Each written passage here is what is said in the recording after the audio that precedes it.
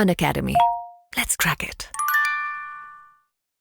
Now, to stop this man-animal confrontation incidences, Yes, and second, first, number one, number two, to meet, at least not eliminate, but at least reduce the incidences of poaching of wildlife Yes, sir. and sale of because there are a lot of demands of these animal products outside India, Yes, sir. in Southeast Asian countries, etc.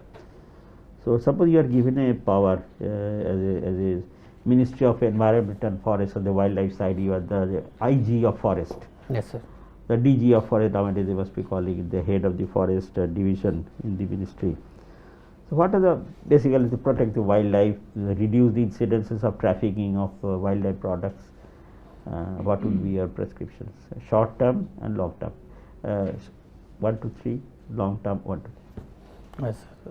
So for the short term, sir, we have to identify the vulnerable points where through which the trade happens. So for example, in northeast, sir, there are few checkpoints, sir, such as in Siliguri and also in the northeast border areas where trade happens. So, sir, strict vigilance should be maintained at those points. Vigilance. Yes, sir. Next. Sir, secondly, sir, identify the species which are in high demand. Sir, for example, the most trafficked animal is porcupine. So, sir, that must strict vigilance should be made. Training should be given to the staff where that animal is found out. So, and intelligence network must be built from the local villagers, sir, because poaching is done by the local people only, and through that network they transfer it to the other countries. So, effective intelligence network must be there. And sir, apart from that, extra powers should be given to the staff so that they are capable enough to take action on the ground. Sir, for example, the more power, the complaint is more power to the local staff and the more corruption.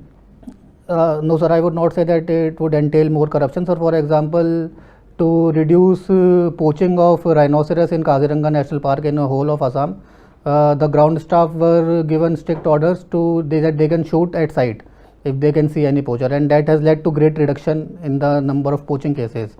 But that is, sir, as only one example. That is not applicable to the rest of the country. So, we have seen that it has been successful.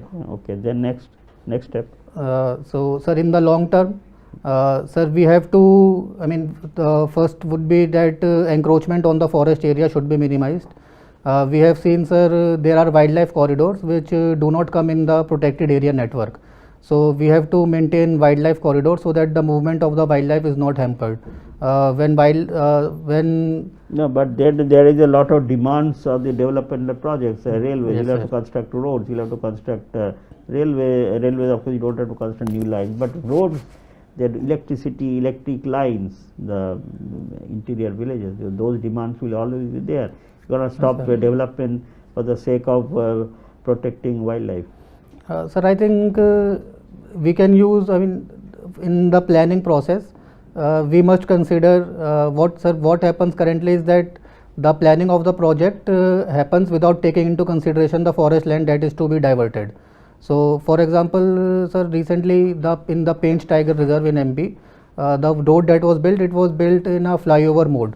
So, it is going, it is in a flyover, and wildlife can cross from the down from the below of the flyover. So, in that case, it is a very good example where the forest land is not diverted.